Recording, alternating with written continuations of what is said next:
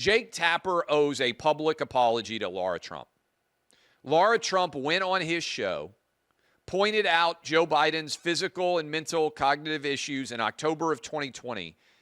Jake Tapper shouted her down, refused to allow her to make the argument that she wanted to make on his show, and said that Joe Biden had a stutter and she should be ashamed of herself for suggesting that Biden had any mental or physical cognition issues. The only reason Biden got elected was because of COVID. COVID hit him in the basement. That allowed them to pretend that he was okay.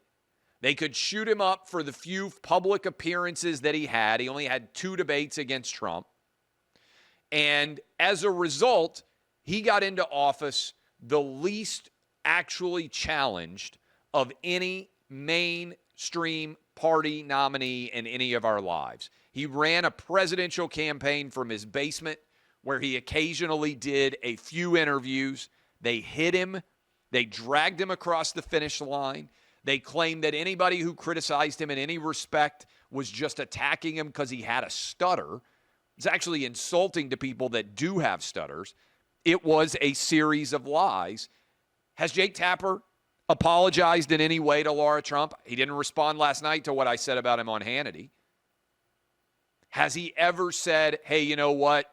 I'm sorry for shouting you down and claiming that Biden's issues were all just based on the fact that he had a stutter? Of course not. All of these guys and gals in media, CNN and MSNBC, were trying to keep their guest list strong by carrying water for Joe Biden until he got kicked to the curb and for Kamala Harris until she got kicked to the curb. I told you all the true stories about Biden's decline would come out.